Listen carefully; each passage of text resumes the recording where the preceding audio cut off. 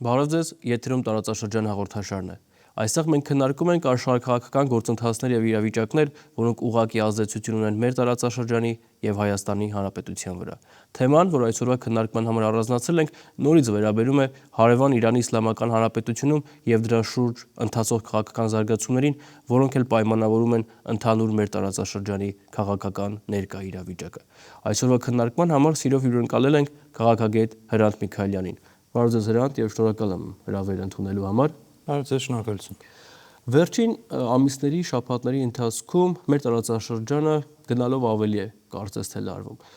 Տևական ժամանակ ընդունված է եղել կարծել, որ մեր տարածաշրջանի վրա հիմնական ազդեցություն ունեն մի քանի աշխարհաքաղաքական գործոններ։ Դրանք Կասպյան էներգակիրների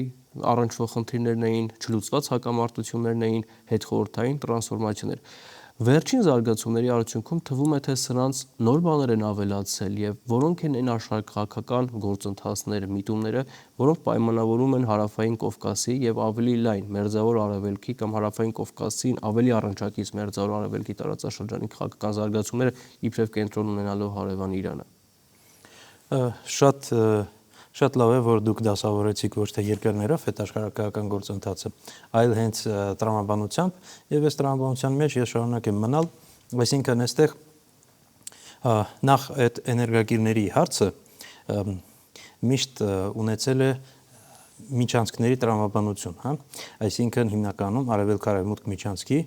տրամաբանություն, այսինքն միջինասիական ռեսուրսներ հասցնել Եվրոպա եւ այլն։ Եվ այս զարգացումը հիմա կարծես թե պիկին է հասնում, որովհետև այսպես կոչված թրիփը դրա շրջանակներում, հա, եւ իրականում եթե մենք դիտարկենք Հայաստանի հետ վերջին 5 տարվա ընթացքում տեղի ունեցած գործընթացների մեծ մասը ուղիղ փոխկապակցված են այս միջանցքի հետ։ Սա շատ կարևոր է, այսինքն ընդլայնվել է օրակարգը միջանցքով հատկապես Հայաստանին վերաբերյալ։ Երկրորդը աշխարհաքաղաքական պայքարը առհասարակ աշխարհակարգի վերաբերյալ, այսինքն աշխարհակարգը լինելու է միաբևեր, լինելու է բազմաբևեր, թե ինչ որ ուրիշ տեսք ունենալու եւ առհասարակ ով այլ ասելիք ունենալու հետագա աշխարհում։ Այդ պայքարը Ռուսաստանը իր կողմից մղում է Ուկրաինայում եւ միանշանակ դա արտացոլվում է Հարավային Կովկասի վրա, օրինակ ռուսական աշխարհական գործոնի բացակայությամբ, մյուս կողմից ԱՄՆ-ն մղում է պայքարը, որպեսզի պահպանի իր գերտերության կարգավիճակը եւ արդեն ամեն ինչը գցում է դաշտի վրա։ Մյուս կողմից արդեն այն հին հակամարտություններ, որոնք կային, այդ թվում աշխարհակաղակական բնույթի, նույն Իրանը, ԱՄՆ եւ Իրանը Իսրայել հիմա սկսել են արտահայտվել եւ նույնը արդեն Իսրայելի շուրջ բոլոր գործընթացները։ Այսինքն բոլոր կիսաքնած գործընթացները հիմա սկսում են արթնանալ։ Ինչու են սկսում արթնանալ, որովհետեւ հին զսպող համակարգը, որը քիչ թե շատ բալանսավորված էր, հիմա բալանսից դուրս է եկել եւ այդ ամեն ինչը սկսում է արտահայտվել։ Եվ ինչպես է դա անդրադառնում մեր վրա։ Մեր վրա անդրադառնում է դա առաջին հերթին նրանով, որ երբ որ բալանսից դուրս է գալի ամեն ինչը, ապա առաջին հերթին դա ընկնում է ամենաթույլերի վրա։ Եվ այս պայծությամբ ցավոք սրտի մենք գտնվեցինք բավականին թույլ եւ դառնում ենք զոհ այդ գործընթացների։ Հիմա շնորհակալ եմ այսպես համապարփակ ներկայացնելու համար, բայց գալով Իրանին շատ ճիշտ նշեցիք, կարծում եմ, որ աշխարհաքաղաքական վերադասավորումները ընթացքի մեջ են եւ յուրաքանչյուր կողմ, թե տարածաշրջանային խաղացող, թե աշխարհաքաղաքական մակարդակի խաղացող, փորձում է իր համար նպաստավոր մի իրավիճակ ստեղծել ապագա աշխարհակարգի տեսանկյունից։ Այս պարագայում ըստ ձեզ ի՞նչն է հիմնական խաղացողների համար Իրանի ընկալումը։ Կա արդյոք ձևավորված պատկերացում աշխարհակաղակական հիմնական խաղացողների մեջ, օրինակ Ամերիկայի Միացյալ Նահանգների, Եվրոպական միության, Արևմտյան աշխարհի պարագայում, թե ինչ տեսք պիտի ունենա ապագա աշխարհակարգի համար Իրանը։ Գլխավոր հարցը առհասարակ Իրանը պետք է լինի ապագա աշխարհակարգում որպես գործոն, թե չէ։ Վերջին հաշվով այսօրվա աշխարհակարգում, այն աշխարհակարգում, որը գոյություն ունի 2026 թվականի սկզբին, շատ քիչ երկրները ունեն բացարձակ լիարժեք ինքնիշխանություն, բացարձակ չեմ ասում 100%-անոց, բարձր երկրների միջև փոխկապակցություն կա եւ կախվածություններ կան տարբեր, բայց ամեն դեպքում Իրանը ունի շատ բարձր ինքնիշխանության մակարդակ, որը արդի աշխարհում ունեն մի քանի պետություն ընդամենը, մինչև 10 պետություն դիտարկենք, որոնք ունեն Իրանի չափ ինքնիշխանություն։ Եվ Իրանը փորձում է պահպանել այդ ինքնիշխանությունը, դա ծրագիր նվազագույն ծրագիրն է, առավելագույն ծրագիրը դա Իրանի գոնե տարածաշրջանային գերտերության կարգավիճակի պահպանումն է, որովհետև Իրանը դե ֆակտո 2003 թվականից հետո, երբ ամերիկացիները քանդեցին իրաքյան պետությունը, Իրանը ստեղծել է տարածաշրջանային գերտերություն, կարելի ասել, որովհետև եղել է ցանց ազդեցության, որը ողջ միջին արևելքով տարածվել է թե Եմենում 2005 թվականից հետո, թե Լիբանանում 2007 թվականից հետո երևի դիտարկենք, թե Պաղեստինում, թե Սիրիայում հատկապես 2011 թվականից հետո, թե Իրաքում մոտավորապես 2006 թվականից հետո, այսպիսով Իրանը տարածել է իր ազդեցությունը այդ երկրների վրա եւ քիչ թե շատ սկսեց գերտերության կառուցումը դե ֆակտո։ Հիմա այդ գերտերությունը պարզ է, որ արևմուտքի նկատմամբ բավական քննադատ է, բայց դա էլ գերագնահատել պետք չի։ Իրանը բազմաթիվ անգամներ փորձել է նաև պայմանավորվածություններ ձեռք բերել։ Բայց այստեղ գալիս է շատ կարևոր հարց, թե ինչ պայմաններով է այդ պայմանավորվածություն ձեռք բերվելու, եւ Իրանը ուզում է հավասարի հետ բանակցել արևմուտքի հետ։ Արևմուտքն ասում է՝ դու ով ես, որ իմ հետ հավասարի բանակցես։ Եվ այն հարվածները, որոնք Իրանը ստացել է վերջին տարիների ընթացքում, կապված են հենց այս հանգամանքի հետ։ Այսինքն Իրանին զրկել են իր տարածաշրջանային կառուցվող ցանցից, սկսվել է այդ գործընթացը հենց Տրամփի կողմից Սուլեյմանիին հարվածելով 2020 թվականի սկզբին Բաղդադի օդանավակայանում, իսկ վերջին կարևորագույն հարվածը եղել է երևի հենց Իրանի տարածքին հարվածը 25 թվականին, մինչ այդ եղել է հարվածը Սիրիայի վրա, երբ փլուզվեց Ասադի ռեժիմը, մինչ այդ Հեզբոլայի վրա հարվածը, այսինքն Իսրայելը երբ որ հարվածեց Հեզբոլային շատ դաժան, եւ մինչ այդ նաեւ Իսրայելի կողմից օպերացիան, որ իրականացվել է Գազայի դեմ։ Եվ այսպիսով մենք տեսնում ենք, որ Իրանի աշխարհաքաղաքական գործոնը էականորեն իր ազդեցությամբ նվազել է։ Բայց հիմա կանգնում է հարց. Իրանը իր ինքնիշխանական ռեժիմը պահպանելու է թե չէ, որովհետև ամեն դեպքում արևմուտքում իրենց թշնամիներ թվարկում են որպես կանոն 4 պետություն՝ Ռուսաստանի Դաշնություն, Չինաստանի Ժողովրդական Հանրապետություն, Հյուսիսային Կորեա եւ Իրանը։ Եվ օբյեկտիվորեն եթե խոսանք, ապա աշխարհաքաղաքական տեսանկյունից այդ 4-ի մեջ Իրանը ամենաթույլ օղակն է։ Ինչու է ամենաթույլ օղակը։ Իհարկե մարդկային կապիտալի տեսանկյունից Իրանը գերազանցում է Հյուսիսային Կորեային, բայց միջուկային զենք չունի, չնայած որ որոշակի աշխատանքներ տարվել են, բայց ամեն դեպքում չունի միջուկային զենք մի կողմից եւ մյուս կողմից բաց պետություն է համեմատաբար, որը թույլ է տալիս այդտեղ բավականին իրավիճակը խառնել։ Այո, եւ բացի այդ Իրանում նաեւ համերաշխություն չկա։ Եվ Իրանում կա շատ լուրջ առճակատում երկրի ապագայի նկատմամբ։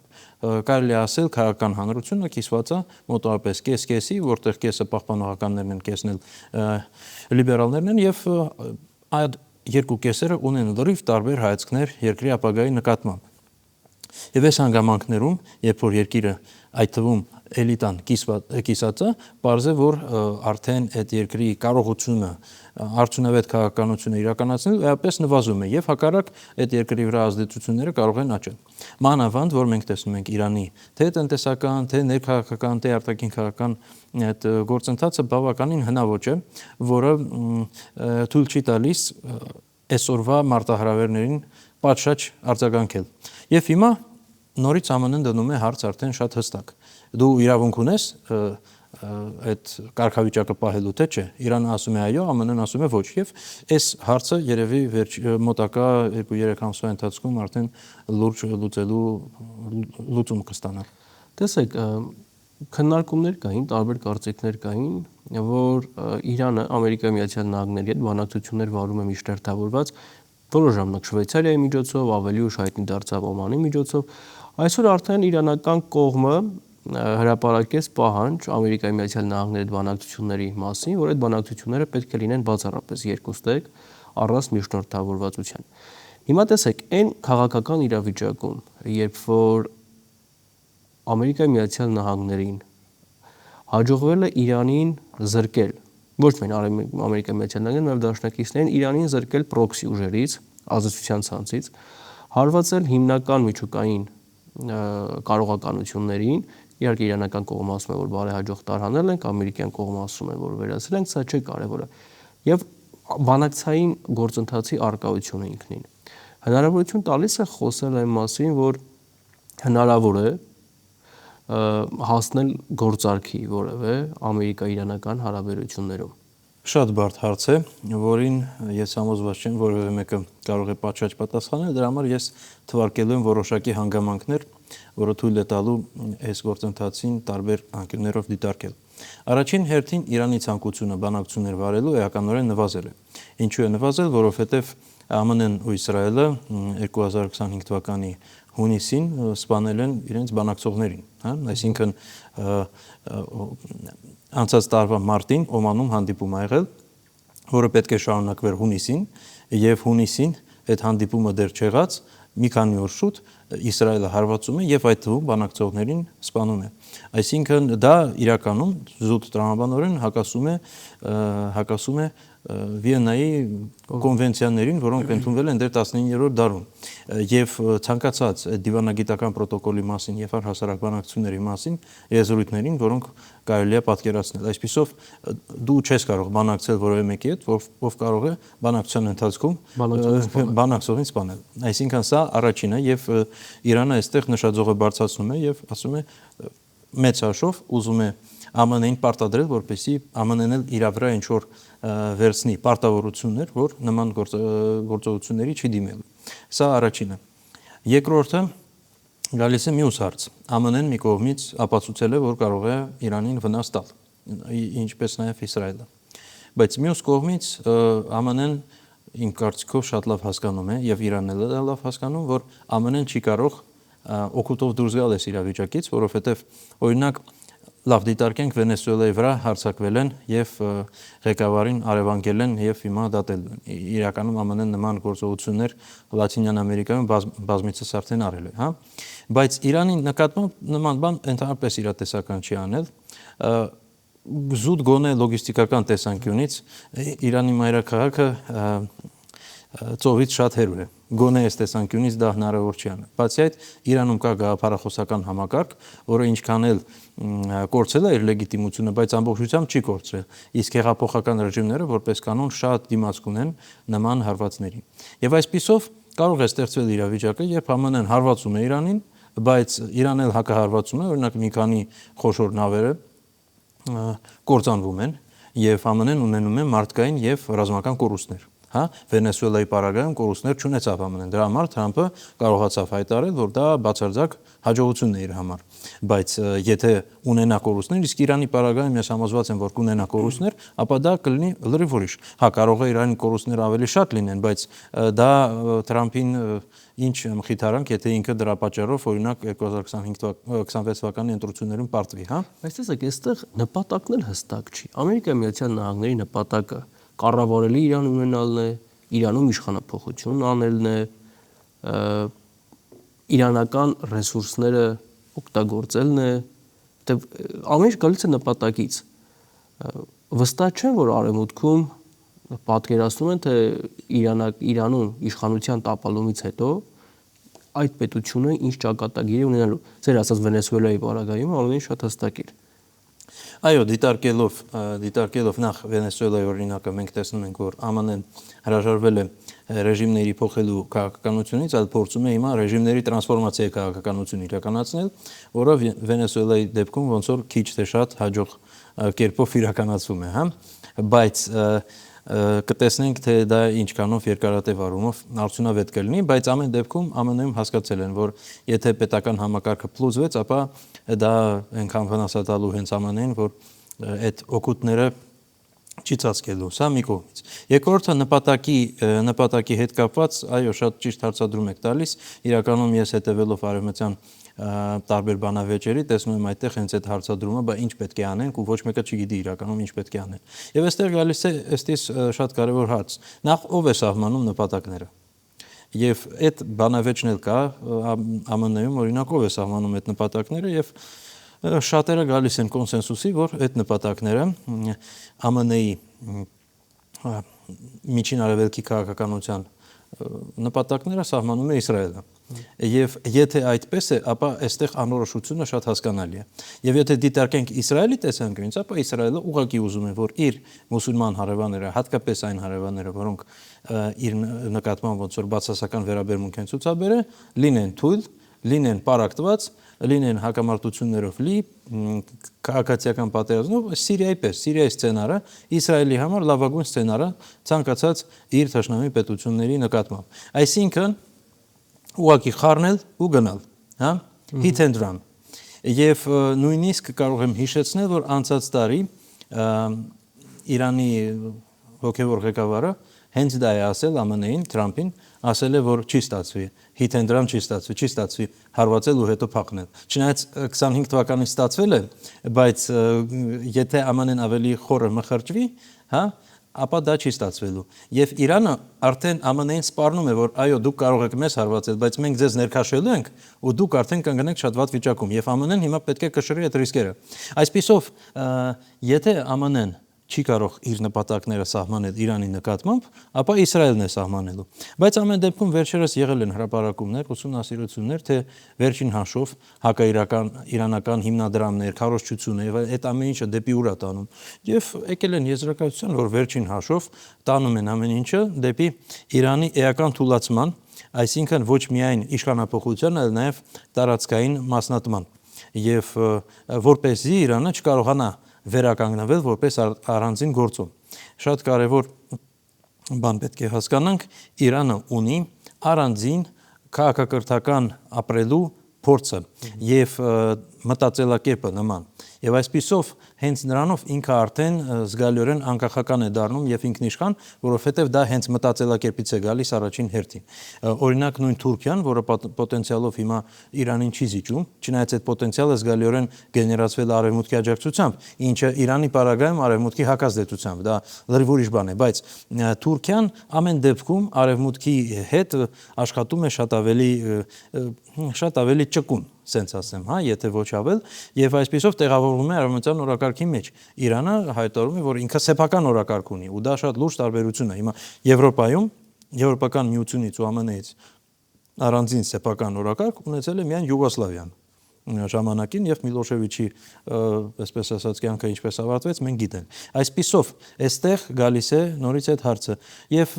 ԱՄՆ-ն իրականում չգիտի ինչ անի, բայց Իսրայելը թելադրում է, դե գնացեք, քանդեք, ջարդեք, ինչ կլինի, հետո կարևոր չի։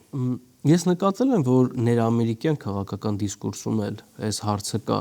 Իրանի հետ կապված եւ իհարկե Իսրայելի ազդեցությունը էականորեն կա։ Չեմ ուզում շատ գնալ դավադրապաշտական տեսությունների կողմ, հատկապես մասնագիտական քննարկման ընթացքում, բայց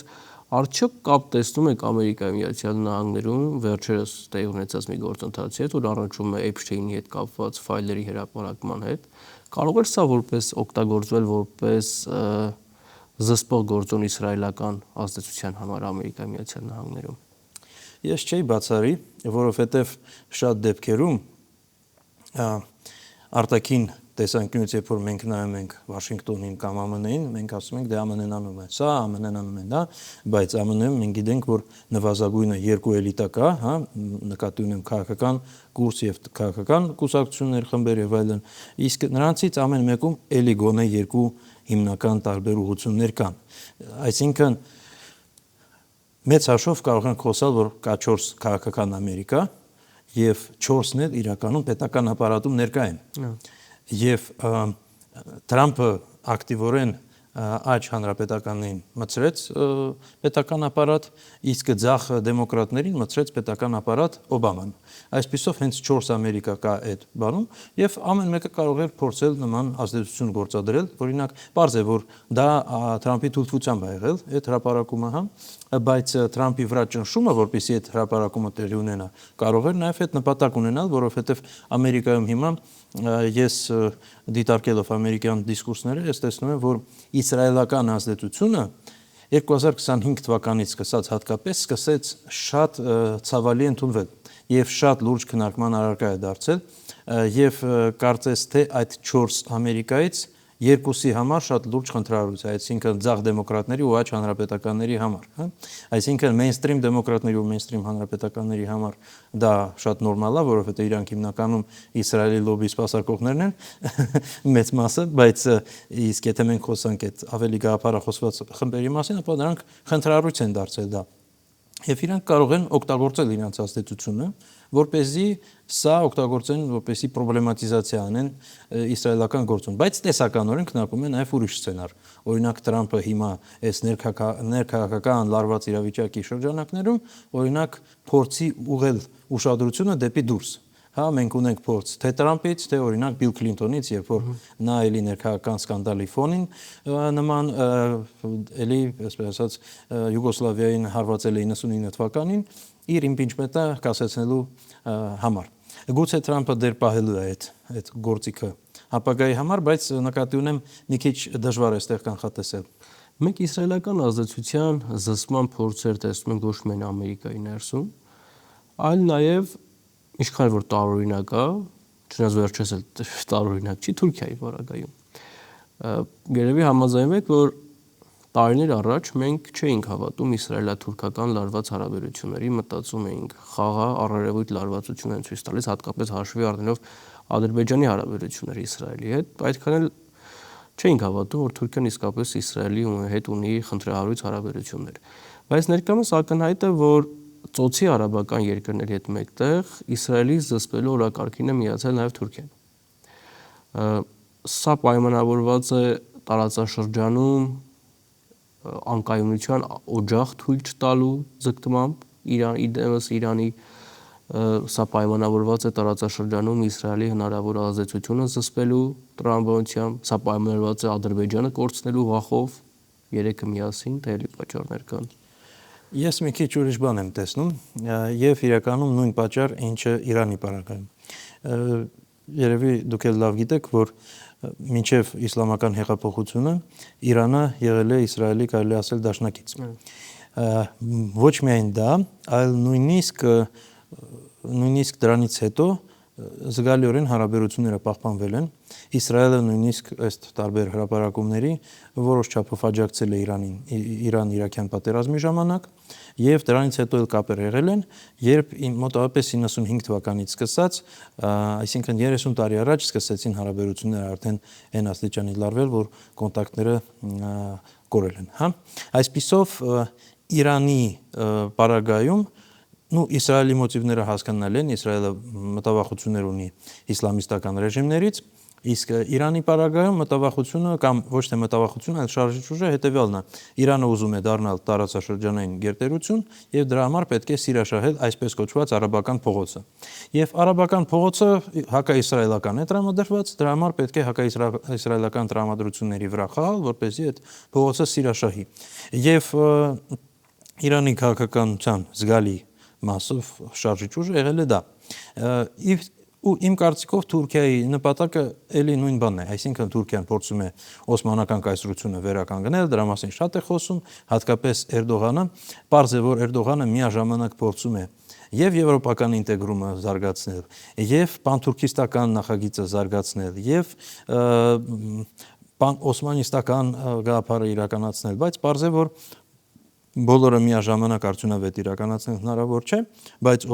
օսմանական նախագիծը իր համար ինձ թվում է իր հոգու համար ամենահարազատ է, քանի որ ինքը իսլամիստ է, իսկ իսլամիզմը ենթադրում է, որ հենց այս տարածաշրջանային, հատկապես իսլամիստական քաղաքականություն ինքն էլ պետք է վարի, դե ինքն էլ է իսլամիստ եւ մեծ հաշվով իր օրակարգի մեջ կա նվաճումը Սիրիայի, Իրաքի եւ զգալիորեն արդեն հաջողություններ ունի։ Իրաքյան Քուրդիստանում շատ լուրջ ազդեցություն ունի Թուրքիան, իսկ Սիրիայի հյուսիսային հատվածներում արդեն ժողովրդագրական, այսպես ասած, մոդելավորման բա Թուրքիան զբաղվում, քրդերին այս կողմ, արաբներին այն կողմ եւ այլ։ Այսինքն բացարձակ ազդեցություն ունի Թուրքիան Սիրիայի հյուսիսում։ Եվ այսպիսով կարելի է ասել, որ Թուրքիան փորձում է արաբներին սիրաշահել եւ ներքաշել իր օրբիտայի մեջ, դրա համար պետք է հակաիսրայելական քաղաքականություն վարի։ Բացի այդ, պարզ է, որ եթե Թուրքիան պետք է տարածաշրջանային գերտերություն դառնա, ապա Իսրայելի նման մրցակից Թուրքիային պետք չէ։ Այսպիսով այստեղ զգալիորեն օբյեկտիվ է այդ հակամարտությունը, բայց մինչև ինչ աստիճանի գնա, ես օրինակ փորձեցի մի փոքր վերլուծել, թե Իսրայելում ինչ են ասում դրա մասին, եւ Իսրայելում ավելի սկեպտիկ փորձագետները ասում են, որ այս հակամարտությունը չի կարող շատ խորանալ։ Մյուս կողմից մենք տեսնում ենք, որ թե իսրայելական իշխանությունները, հատկապես տենց գաղափարախոսական աճ խմբերը զգալիորեն հակաթուրքական են հիմա տրամադրված եւ հատկապես թուրքական իշխանությունները եւ թուրքական իսլամիստները էլի հակաիսրայելական է տրամադրված։ Այսինքն ստեղ արդեն տրամաբանությունը կարող է տանել իրենց արճակատման։ Մանավանդ Սիրիայում արդեն լարվածություն կա։ Չնայած որ պարզ է, որ կա Դամասկ Հալեբից մինչև Դամասկոս տարածքը, որը իրանց միջև ոնց որ բուֆերային գոտի է կարելի համարել եւ Ջուլանի ռեժիմը կարելի է համարել այդ բուֆերային գոտի, բայց ամեն դեպքում Թուրքիան ունի ցանկություն ամբողջությամբ Սիրիային տիրանալ, հա, գուցե ոչ ֆորմալ, գուցե չմիացնի իր տարածքին, բայց գոնե տիրանալ ամբողջությամբ։ Իսկ Իսրայելը բավականին լավ կտոր հարավից ոնց որ վերահսկում է։ Եվ քանի որ Ջուլանին հիմա արդեն վերահսկում է բացի թուրքական էքսկլավներից, որոնց մասին ընդհանրապես չի խոսվում, եւ իսրայելական էքսկլավներից ամեն ինչ, ապա պարզ է, որ իր հայացքը հիմա ուղղված է դեպի դրուզներով բնակեցված տարածքներ, հա, եւ այդ արճակատումը քիչ-քիչ կարող է բյուրեղանա, բայց երևի թե ամեն դեպքում թե ԱՄՆ-ն ամեն ինչը ձեռնարկելու, որ այդ հակամարտությունը չլինի, թե երկուսն էլ իրանք էլ հասկանում են, որ իրանք այդտեղ շահելու շատ քիչ բան ունեն, իսկ կորցնելու ավելի շատ։ Այս պարագայում եթե ելնենք այն կանխավարկածից, որ Իրան թուրք-իսրայելական հարաբերությունները գնալով կարող են ավելի լարվել, Ադրբեջանը քաղաքական վարկի դրսևորման ինչ հնարավորություններ է ունենում։ Դե մինչ հիմա Ադրբեջանը փորձում էր իրենց այսպես կոչված բարիշեցնել, հա։ Մենք տեսել ենք Ալիևի կողմից մի քանի փորձ կար Բաքվում Թուրքիայի ու Իսրայելի ներկայացուցիչներին հավաքել, եւ Իսրայելը նույնիսկ ոնց որ համաձայնվել է, բայց Թուրքիան մերժել է։ Այսինքն Թուրքիան չունի կարիք Իսրայելի հետ բարիշելու մանավանդ Բաքվի միջնորդությամբ։ Եթե Թուրքիան ուզենա, ինքը կարող դա անի առանց Ադրբեջանի իրականում, հա։ Այսինքն այս լարվածությունը կառավարվում է առաջին հերթին Թուրքիայի կողմից։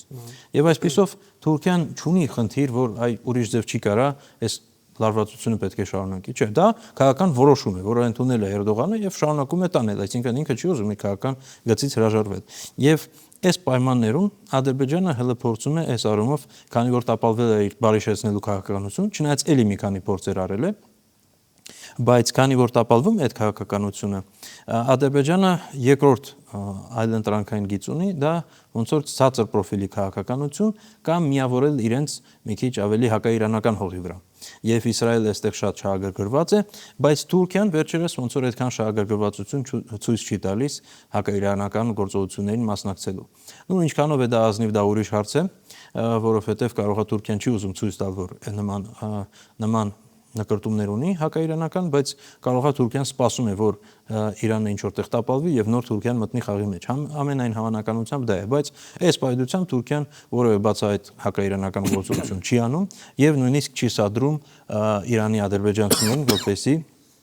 Իրանի ադրբեջանցիներին, որպեսզի իրանք ոնց որ հակաիշխանական գործողություններ այդտեղ իրականացնեն։ Եվ այսպիսով այստեղ արդեն էլի կարելի ասել Իսրայելի ու Թուրքիայի շահերը հակասում են իրար։ Միայն Հայաստանի հարցում կարելի ասել համընկել են, բայց այստեղ Իսրայելի ներկայացությունը եւ մասնակցությունը այդքան բարձր չէ, այսինքն պարզ է որ հակահայկական է, բայց այդքան խոշոր ներգրավվածություն չի։ Եվ այսպիսով ստացվում է, որ Ադրբեջանը կարող է տեսականորեն ինչ որ պահին կանգնել երկընտրանքի առաջ։ Մանավանդ եթե Էրդողանը Ալիևի առաջ այդ երկընտրանքը դնելու է եւ այդ պարագայում արդեն Ադրբեջանը ստիպված պետք է Իսրայելի հետ հարաբերություններ խզի, բայց ես համոզված եմ, որ ինքը էլի փորձելու է Ալիևը էլի փորձելու է Իսրայելի հետ գոնե երկրորդ տրեկով հարաբերություններ պահել եւ նույնիսկ այդ երկրորդ տրեկը կարող է ինչ որ պահին, եթե Էրդողանը որոշի, օգտագործվի Թուրքիայի կողմից։ Բայց նորից եմ ասում, եթե Թուրքիային շատ պետք է, ինքը կարող է նաև ուղիղ ձևով կապնվել։ Բայց եթե օրինակ Թուրքիան շատ խորանա իր հակամարտության մեջ, կարող է ինքը չկարողանա այդ գործիքը օգտագործել, որպեսզի չտապալվի ու չստեղծվի տպավորություն, որ ինքը հետ է նահանջում։ Այդ դեպքում երկրորդ օղակը, երկրորդ տրեկը Ադրբեջանի միջոցով կարող է պահպանվել։ Մի քիչ ավելի հեռու գնալով ուղղակի տարածաշրջանային դերակատարներից Եվրոպական միության պարագայում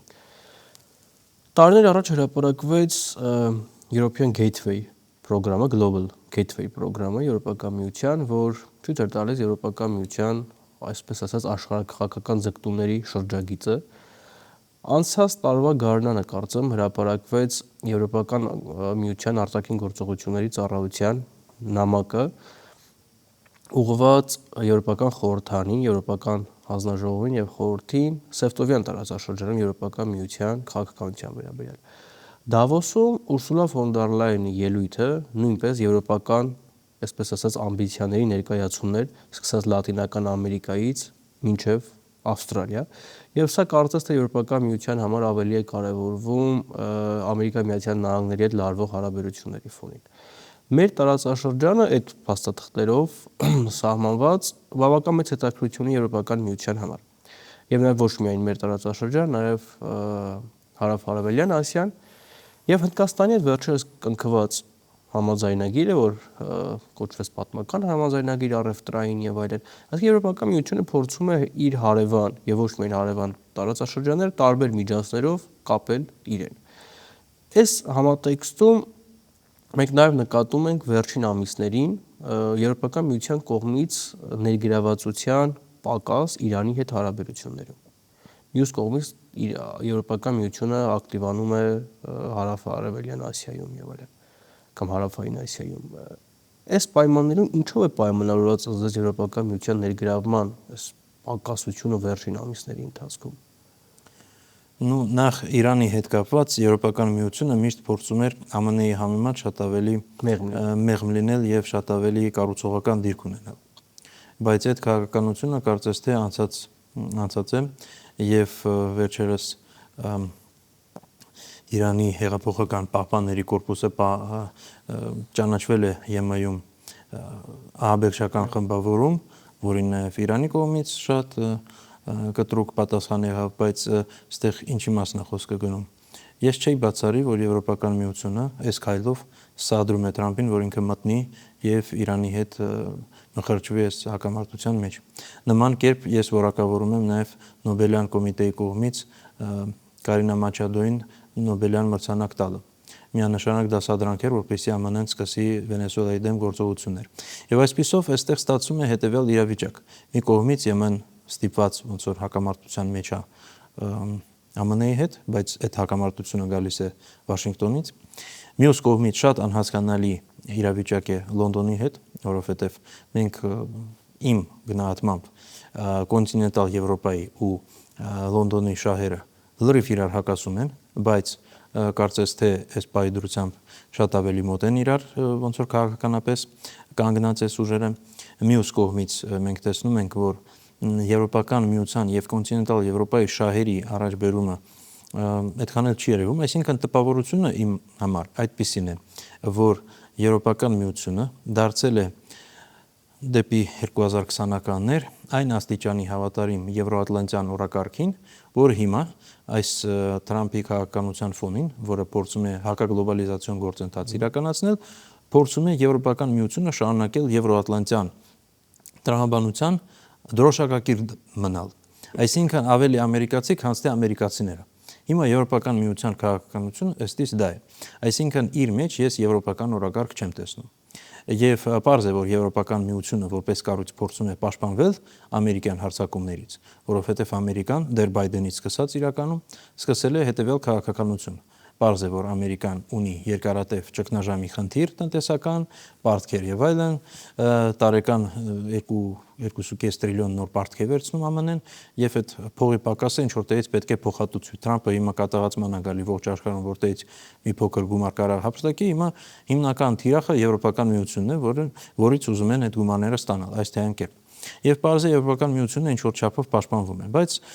իմ կարծիքով նախ Եվրոպական միության արտաքին քաղաքականության կարողությունը այս պայմանությամբ շատ սահմանափակ է, սա առաջինը, երկրորդը օրակարգը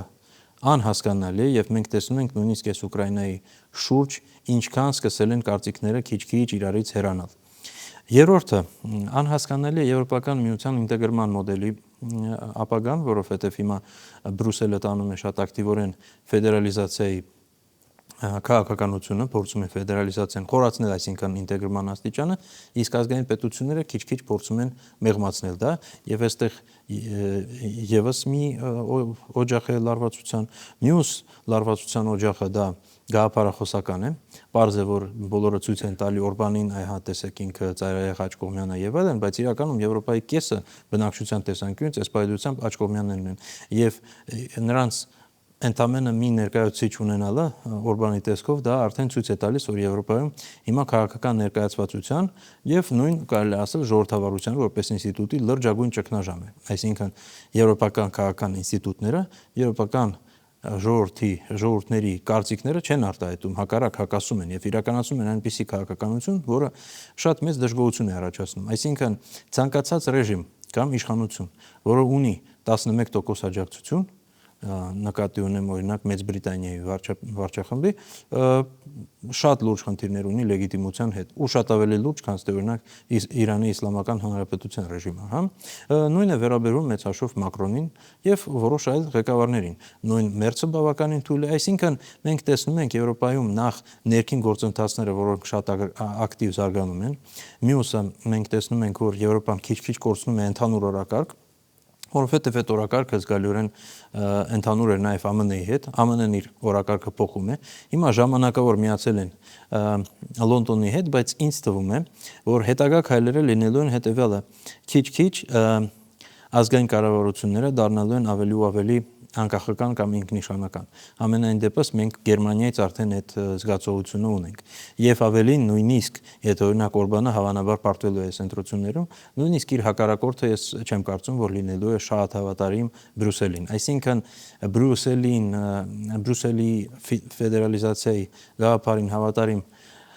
լինելը շատ քիչ հավանական է լինելու։ Հիմա վերջի 4 տարի հատկապես վերջի 4 տարի, բայց մեծ հաշվով 2014 թվականից սկսած Եվրոպական միությունը զգալիորեն միավորվում էր հակառուսական հողի վրա։ Այսինքն գրեթե միակ միավորող օղակ է դարձել հատկապես 2022 թվականից հետո։ Եվ երբ որ հիմա արդեն կարծիքները սկսել են տարանջատվել, բաժանվել եւ այլն, եւ արդեն ձայները, որ եկեք բանակցենք եւ այլն, սկսել են ավելի բարձր դառնալ, այստեղ արդեն եւս նոր ոնց որ ներքին ճակատ է բացում, թե ինչպես վարվել այս հակամարտության հետ, որովհետև այս հակամարտությունը շատ մեծ պոտենցիալ ունի Եվրոպան լրիվ անկախատեսելի զարգացումների մեջ ներքաշելու։ Եվ ըստ այդը, եթե մինչև հիմա Եվրոպական միության քաղաքականությունը Հարավային Կովկասում եղել է ուղղակի բացարձակ հակառուսական, այսինքն սեփական քաղաքականություն չկար, ուղղակի հակառուսական ցանկացած քայլ։ Ուրեմն Արցախի բնակչության բռնագաղթը աջակցենք, կարևորը ռուսները դուրս գան, հա, որովհետև ինչ է արել Շարլ Միշելը, Բորելը եւ մյուսները, հա, միջնորդել են, որպեսզի Փաշինյանը ստորագրի եւ